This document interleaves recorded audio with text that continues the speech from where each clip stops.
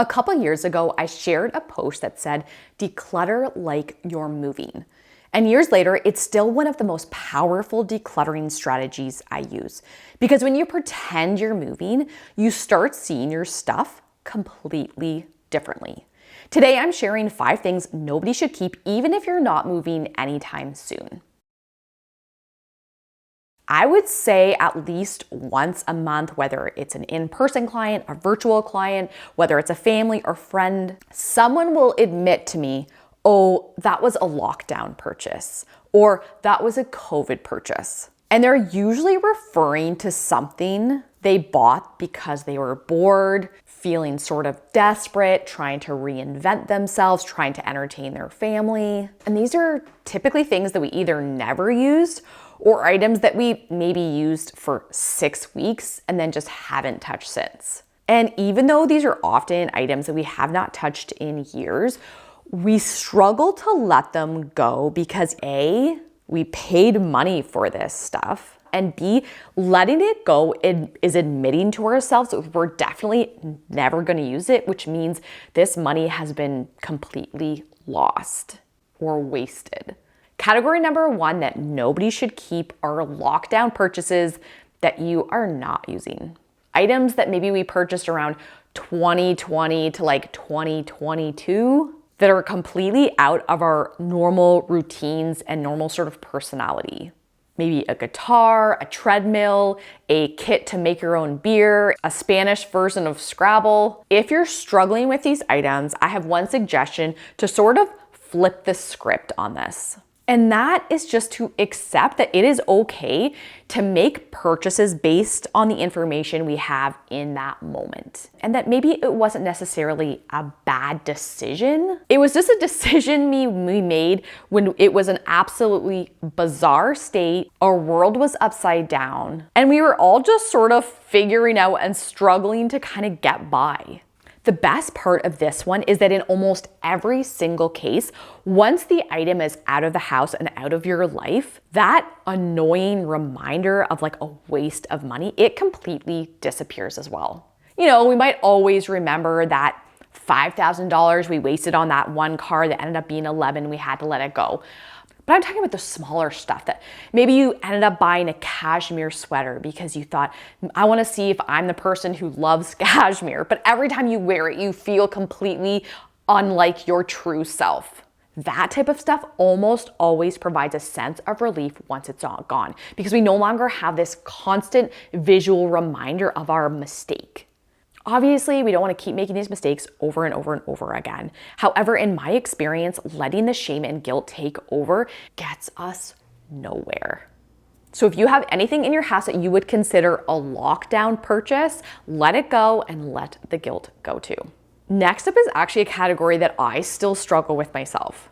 When it comes to selling my stuff rather than just giving it away, I definitely go through phases.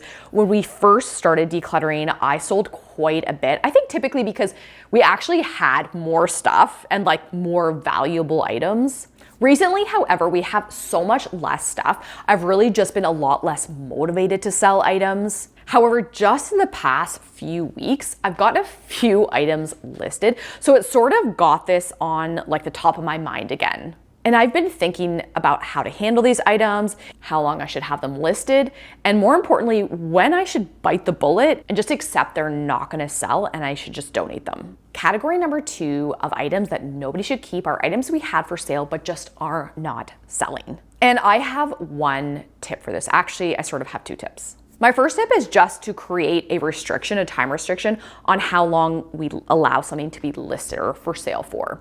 So if we take in pictures and we posted it online and we're like, okay, we're gonna let it sit for 2 weeks or 4 or 6.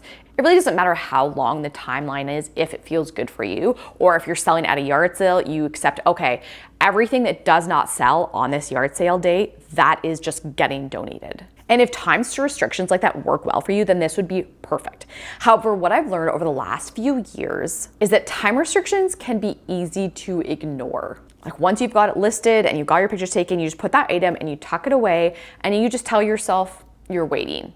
And then all of a sudden, 3 months, 6 months have passed and that item is still kicking around your house. Therefore, my second tip for this is to not put these items away. So to keep them right front and center, so you have to look at them every day. When I first started decluttering and I sold a lot, I actually had a dedicated Kijiji tote in my basement where as soon as I listed something, I put it in there. And it did work really well at the time because I had all the kids were small and I loved that I could tuck it away. I didn't have to look at it. They weren't getting into it. And then when someone said, hey, I want to buy this, I knew exactly where the item was and I just went and grabbed it and put it outside. However, what I found over time are the items that didn't sell, they end up sitting in the bottom of that tote for weeks or months, many months sometimes. So now that I have very few things for sale, typically I actually force myself to keep them in my living room right on like our little sideboard that we have. I actually have a few things, as I mentioned, listed right now. So we have some Lego. I think we have a pair of Leo's rain boots. I have the bathroom exhaust fan still on there. And to be honest, it's annoying. I don't like looking at it. It drives me crazy there. But what I know is that it works. It forces me to actually think, you know what, this Lego's been sitting here for a pretty long time. Maybe I should just donate it. So this isn't pretty, but it works. Next is one that I find is really, really common for clients. Oh, I bought that for my nephew's birthday, but then on the day of the party, I couldn't find it. Or I bought that for my mom last year, but then I decided to get her something else. These are some of the common quotes we hear every single week. And these are from people who have purchased a gift for someone, and then for a variety of reasons, that gift just didn't make it to the person. So it could be that the birthday party got canceled. Maybe you accidentally bought two of the same item. Maybe you got the wrong color but couldn't return it. Maybe you couldn't find the gift when it came time for their birthday. So many reasons why this happened. But if you are in this situation as well, you are not alone. But unless you have another plan for what to do with this item, there is no point in keeping it. Category number 2 that nobody should keep are gifts that we bought but never actually gifted. And I have 3 solid options of what to do with these items. Number 1, I did a video earlier this month about 25 ways to get rid of your clutter, where to take it. And one of the ideas was from one of you guys, a viewer, about sharing any brand new items that are still in the package to donate them to a not-for-profit or a charity who uses items and needs item for fundraisers. So for door prizes or for silent auction items. So this can be really great for gifts that you never gave because they're probably brand new. I especially love this idea if you have someone in your circle, a friend or family member who works at or runs a not-for-profit or charity and could use it because that makes it just that one step easier. I know my sister has a couple of not-for-profits up in Sault Ste. Marie. So if I live near her and I had an item or someone gifted me something, brand new item still in the package, I know for a fact that she would love that to use that for some of her events. The second idea is creating a gift bin or adding this item to a gift bin if you already have one. So basically a bin that's full of gifts that you can kind of grab at your leisure before Christmas or before people's birthdays or whatever you're attending. But the trick with this one is to make sure you actually use it. So the big thing is to keep that bin somewhere handy so that you see it, so that it's a constant reminder, and so that you actually force yourself to open it before you go gift shopping. Because we have made gift bins for clients in the past who have been in similar situations where they have all these gifts that they've purchased over the years and haven't made it to the person. But then when we come back to house a year later, once again, these gifts just haven't been touched. So make sure if you have a gift bin that you're actually utilizing it. And lastly, if you think, Marianne, both of those strategies sound like way too much work, I'm definitely never doing either of them, then these are items that you can definitely donate to your local thrift shop because items that are still brand new in the package typically sell immediately. And the next category is actually kind of linked to this one, but just with slightly different twist.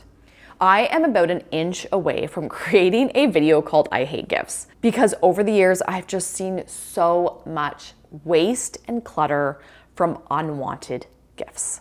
And this is such a struggle for me because naturally I love giving gifts. Like in my younger years, I loved finding the perfect gift for someone, creating something, all this kind of stuff. But just over the years of working with clients, I've just seen so many gifts that just go unused. I actually have a baby shower coming up this month and I'm really struggling because part of me just really wants to buy, the adorable onesie and the cute little blankets. But then part of me is just wants to put cash in a card and call it a day. Category number 3 that nobody should keep are gifts that we received that we do not want and do not use and have no use for. And my biggest suggestion for these are to let the guilt go. Because in my experience, from what I hear from clients, the reason that we hang on to these items is because of a feeling of guilt or obligation. Like, our friend or family went out of their way, they spent money on this, they picked it out just for me. In our family now, we don't actually receive a ton of traditional gifts like wrapped up for our birthdays. I think probably because everyone knows now what I do for a living and they know how I feel about clutter.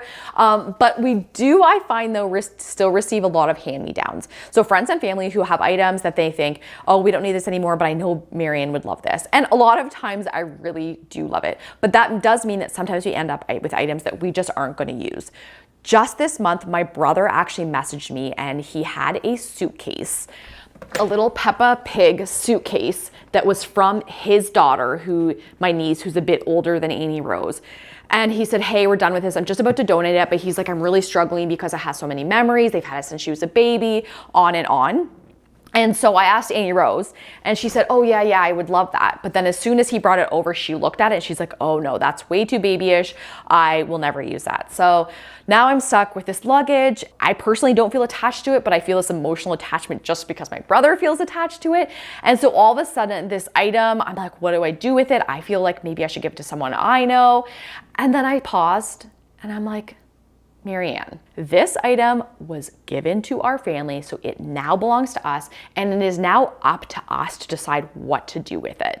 Obviously, if my brother had asked me not to just donate it, I wouldn't, but I know that now that it's out of his house, he probably hasn't even thought about it again, and he has given it to us, and that means that he's given that responsibility and he's given us that freedom to choose what we do with it. And I know that there is no reason for us to keep it, because if Annie Rose won't use it, there's no other use for our family.